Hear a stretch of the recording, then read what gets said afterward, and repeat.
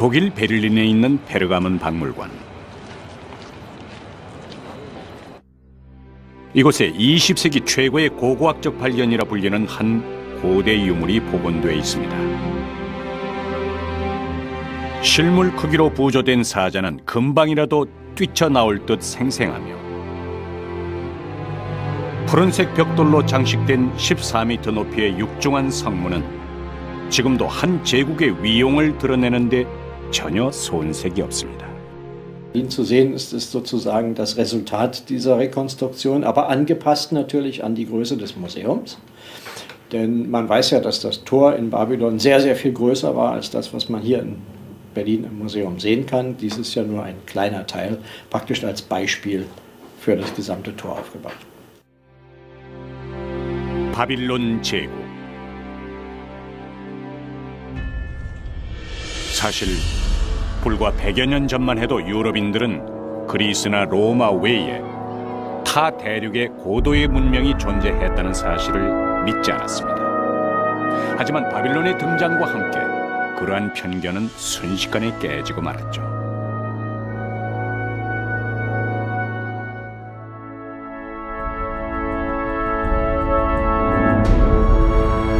이 사실을 최초로 유럽에 알린 사람은 독일의 고고학자이자 건축가였던 로베르트 콜데바이였습니다.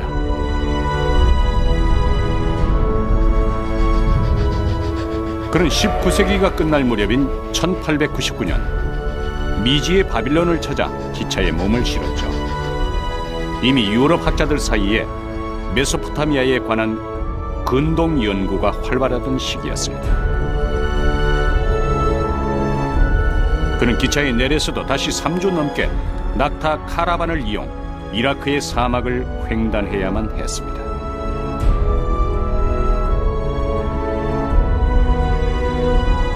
말 그대로 고대 문명을 연구하는 학자들에겐 노다지 같은 곳이었습니다.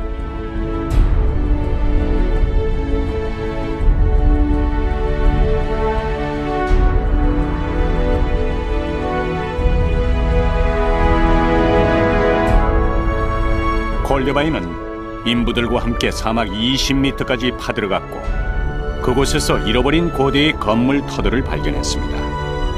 문명의 열쇠를 풀어줄 수십만 점의 점토판들도 함께 출토됐습니다. 그러나 무엇보다 그를 놀라게 한 것은 따로 있었습니다. 이슈타르문. 성경에나 등장했던 바빌론이 실제로 존재했다는 명백한 증거였습니다. 그는 발굴된 유물을 500상자에 담아 베를린으로 돌아왔습니다. 그리고는 수만 점에 달하는 파편들을 꿰 맞추기 시작했죠. 그러자 바빌론에 대한 잊혀진 전설들이 하나 둘씩 모습을 드러내기 시작했습니다. 이들은 지금으로부터 2600년 전에 가장 번성했으며 사자는 전쟁의 신 이슈타르를 상징하고 이슈타르문은 바빌론 시에 진입하는 가장 큰 관문이란 사실도 밝혀졌습니다.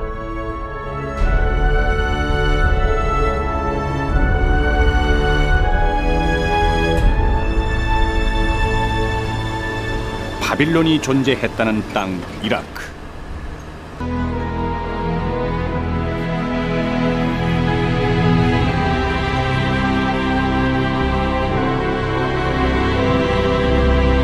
지하 20m에서 발굴해낸 이슈타르문의 실제 기단입니다.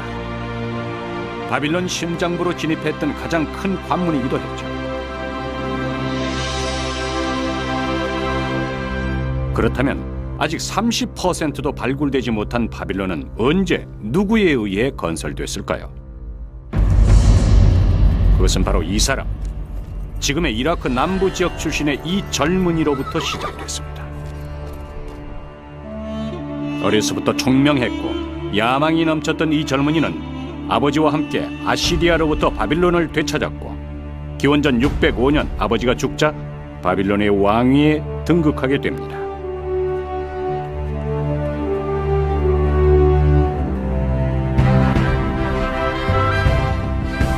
바로 하무라비와 함께 바빌론 역사상 가장 위대한 왕으로 추앙받는 네부카드네자르 2세입니다.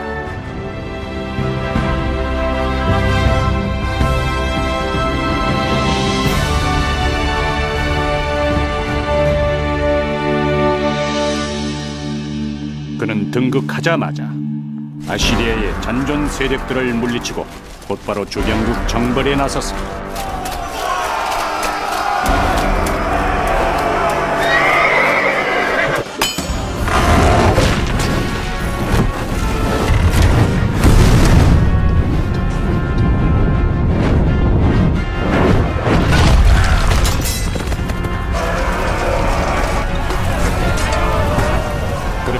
이집트 일부, 시리아, 팔레스타인, 예루살렘이 그의 수중에 들어왔습니다. 명실공히 제국의 왕이 된 것입니다.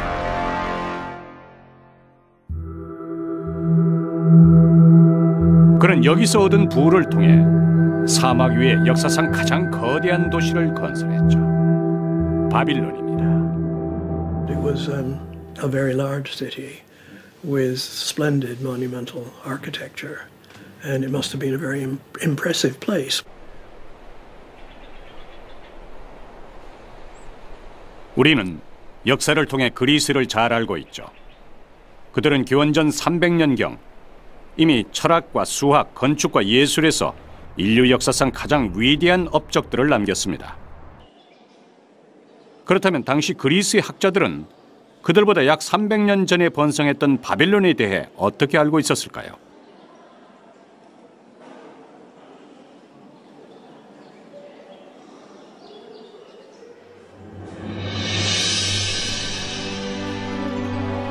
기원전 5세기, 지금도 유럽인들에게 역사의 아버지라 불리는 그리스 학자 헤로도토스는 사막을 건너 바빌론으로 향했습니다.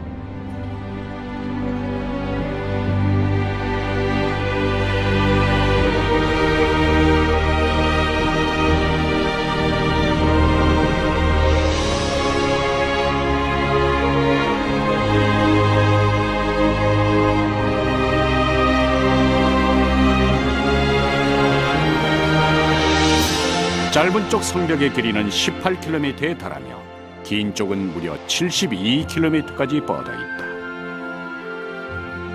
성벽의 높이는 14m이며 3중으로 되어 있고 성벽 위로 난 길은 4마리의 말이 끄는 마차가 멈추지 않고 비껴갈 만큼 넓다.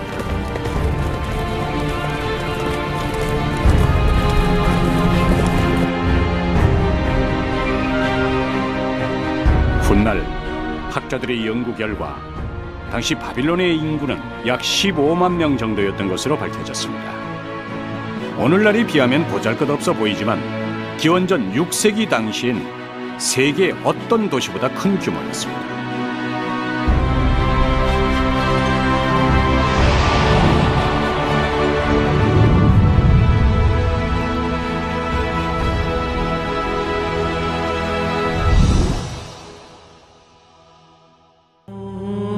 하무라비는 기원전 1800년경 이곳 보르시파를 중심으로 구바빌론을 건설했습니다.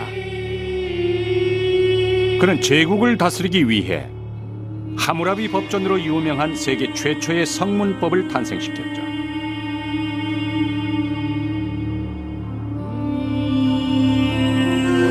재임 당시 그는 강력한 중앙 집권 체제를 통해 바빌론을 서아시아 최대의 제국으로 완성해냅니다. 하지만 그의 사후 바빌론은 또다시 위기에 봉착하고 말죠. 이라크 전쟁 시 수많은 유물을 약탈당했다는 이라크 국립박물관. 육중한 철문을 열고 들어서자 이라크 전역에서 발굴된 고대 유물들이 복도를 따라 진열되어 있습니다.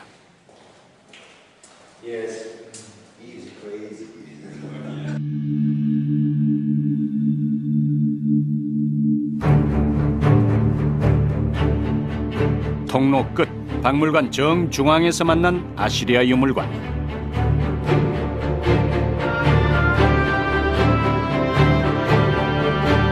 아시리아는 본디 기원전 3000년경 탄생한 나라였습니다. 하지만 하무라비에 의해 정복당한 뒤에 오랜 기간 숨죽여 살았죠. 그러다 기원전 14세기 중엽 다시 세력을 키운 그들은 구 바빌론을 비롯한 메소포타미아 전역을 통일하게 이릅니다.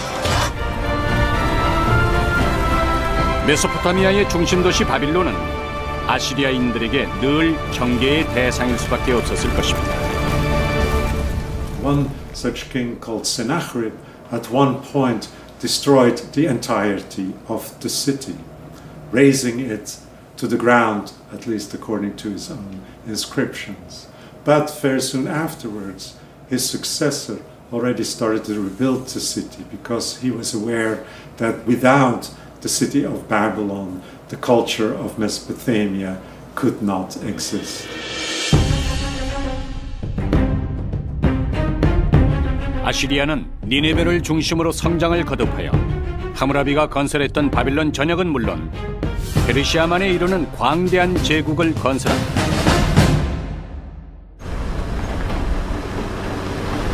그러나 페르시아만에 인접한 이곳 칼데아 지방에서 또 다른 세력이 아시리아를 노리게 되죠.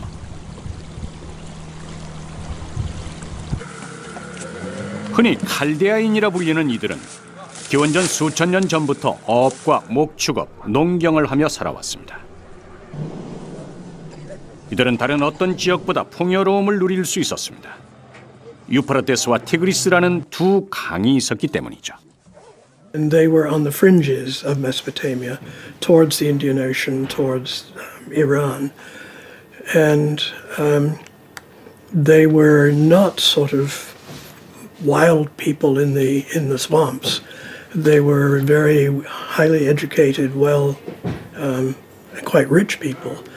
And they had cities in their own territory.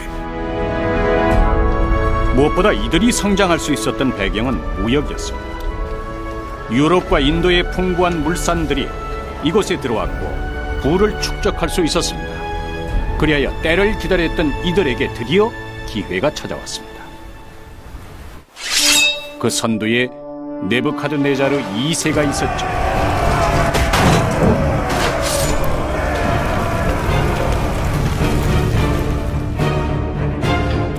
기원전 605년 왕으로 등극한 그는 곧바로 하므라비의 후손임을 자처하며 바빌론 재건에 나섭니다. 아시리아로부터 바빌론을 수복한 그는 니네베를 중심으로 남아있는 아시리아의 잔존 세력을 물리치고 여세를 몰아 서쪽으로 향했죠.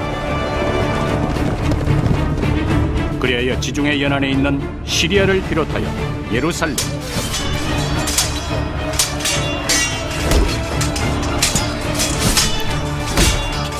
이집트의 일부까지 정복하게 이릅니다.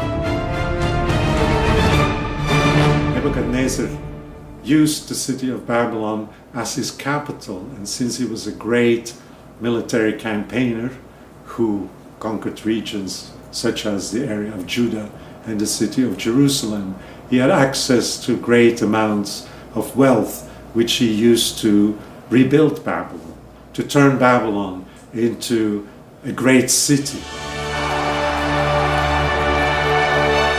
바빌론은 드디어 네부카드네자르 2세의 야망에 걸맞게 복원됐습니다.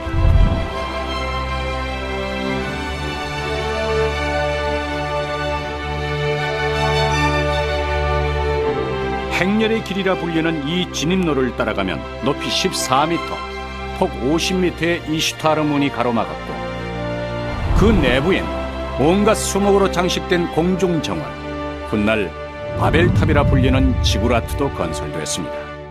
The size of Babylon was truly extraordinary for the ancient world. Its measurement was, if you take the outer walls, the triangular city into account, about 900 hectares in size.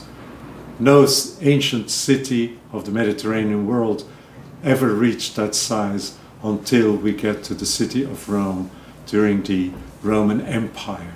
The city wall was many kilometers long. Also the inner city, which is a rectangular city within this triangular city, is very remarkable in its size, something close to 2.5 kilometers by 1 and between 1.5 and 2 kilometers in size. So for the ancient world, it was truly regarded as the largest city on Earth. 우리는 역사를 통해 제국을 건설하는 것보다 제국을 지키는 것이 더 어렵다는 사실을 알고 있습니다. 수없이 전쟁을 겪었던 바빌론인들도 그 사실을 누구보다 잘 알고 있었죠. 이것이 바빌론인들이 쌓았던 성벽, 지금은 반쯤 땅에 묻혀 있지만 실제로는 훨씬 높아 보였을 것입니다.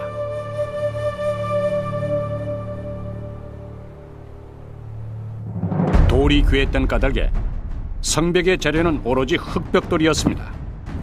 바빌론인들은 흑벽돌 사이에 갈대와 모르타르를 넣음으로써 접착력과 강도를 높였습니다. 그렇게 높이 14m. 육중한 성벽은 도시 외부는 물론 왕궁과 신전이 있는 도시 중심부를 겹겹이 에워쌌습니다. 바빌론은 철옹성의 도시였죠.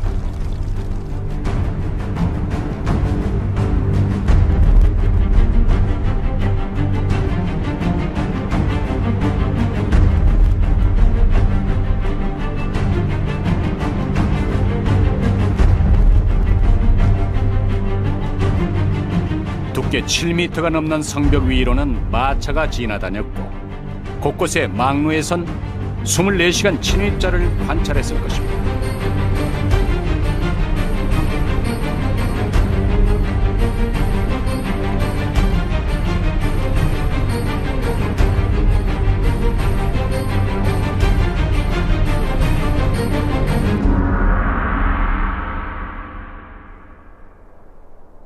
그러나 바빌론의 방어 시설은 그것만이 아니었습니다. 물길, 바로 해자였죠. 해자는 폭 10m, 깊이 3m 규모로 이미 건설된 성벽을 따라 이어졌습니다. 물이 귀한 사막의 도시에선 좀처럼 볼 수 없는 시설이었죠.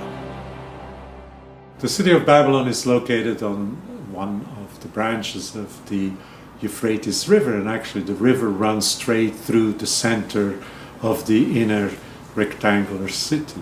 But also within the city there are several canals that lead to the Euphrates River. These canals transect the city, actually divide the city up into several neighborhoods. 이 모든 것은 유프라테스라는 강이 있었기에 가능했습니다. 해자는 도시 외곽을 둘러싸을 뿐 아니라 도시 내부를 거미줄처럼 관통해 생활용수로도 활용됐습니다. 때문에 당시 이곳을 방문했던 외부인들에겐 바빌론이 마치 수상도시처럼 느껴졌을 것입니다.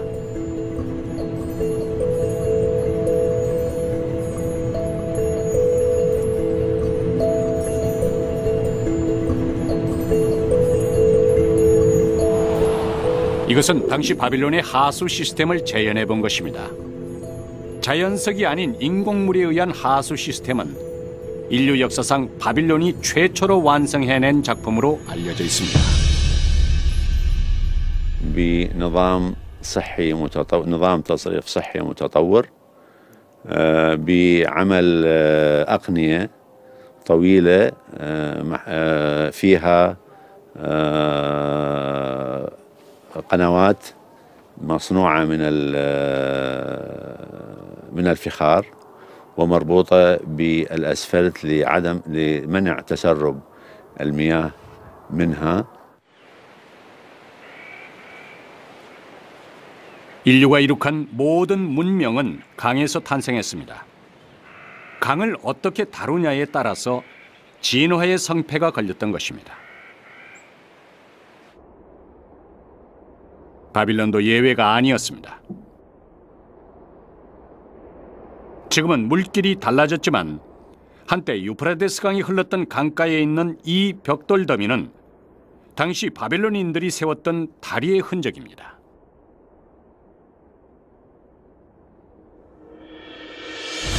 다리를 건설하기 위해 그들은 우선 튼튼한 강목을 3.6m 간격으로 박았습니다. 그 밑은 구운 벽돌을 이용해서 단단하게 고정시켰죠. 그런 다음 벽돌의 마모를 막기 위해 지금의 레바논에서 실어온 삼나무로 주변을 에워쌌습니다. 그리고 그 위에 상판을 얹어 완성했죠. 이것은 당시로선 세계 최첨단의 공법이자 가장 큰 규모였습니다. 바빌론엔 최소한 이런 다리가 8개는 있었던 것으로 밝혀졌습니다. 다리는 성문으로 이어졌고 성문마다엔 각기 독특한 이름들이 있었죠. 적들이 혐오하는 성문,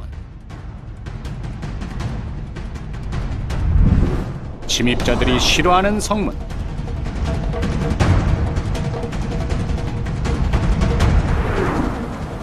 군인의 생명을 지켜주는 성문도 있었습니다. 그러나 그 어떤 곳보다도 웅장하고 아름다운 성문이 있었습니다. 바로 이슈타르문. 전쟁의 신 이슈타르의 이름을 따 건설된 이 성문은 진입로의 넓이만 21m에 달하며 양쪽엔 14m 높이의 성벽이 서열하듯 에워싸고 있었습니다.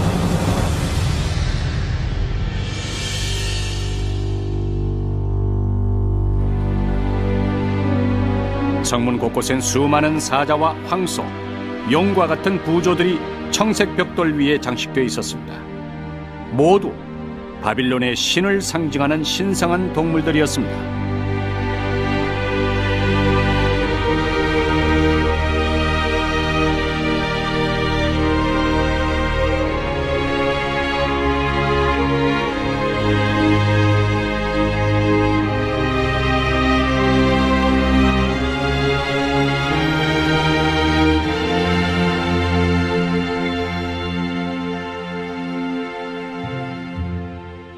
من ضمن هذه القطع رمز لإله مرذوخ.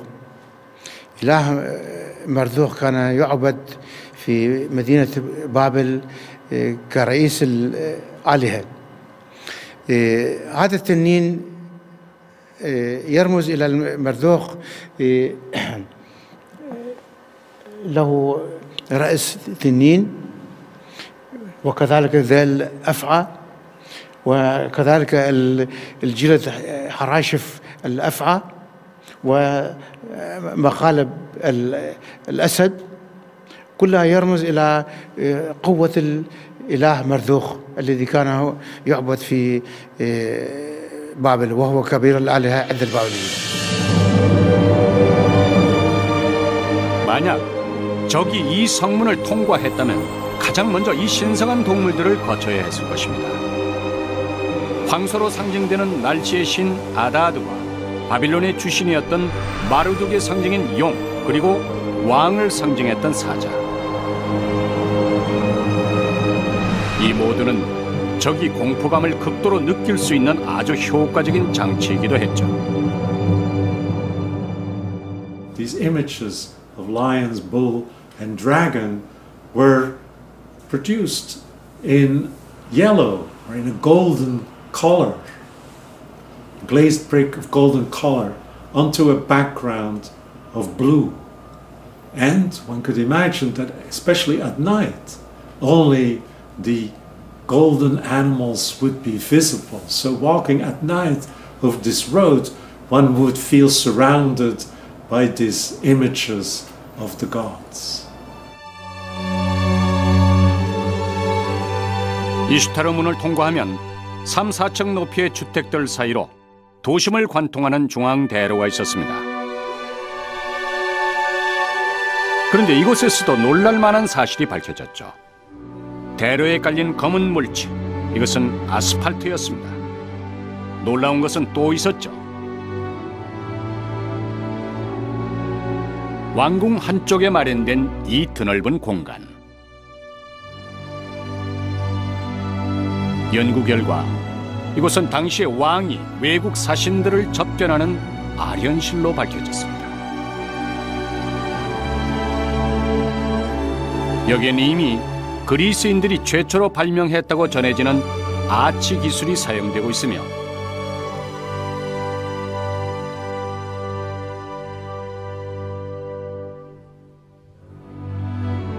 섭씨 1450도를 유지해야만 구워낼 수 있는 청색 벽돌, 즉 최첨단의 세라믹 기술 또한 사용됐음을 볼 수 있었습니다.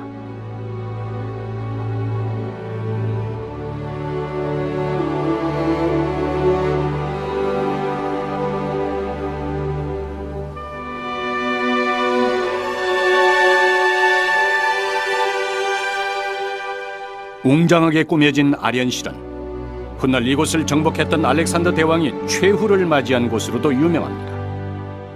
그런데 왜 바벨론인들은 한결같이 푸른색을 즐겨 사용했을까요?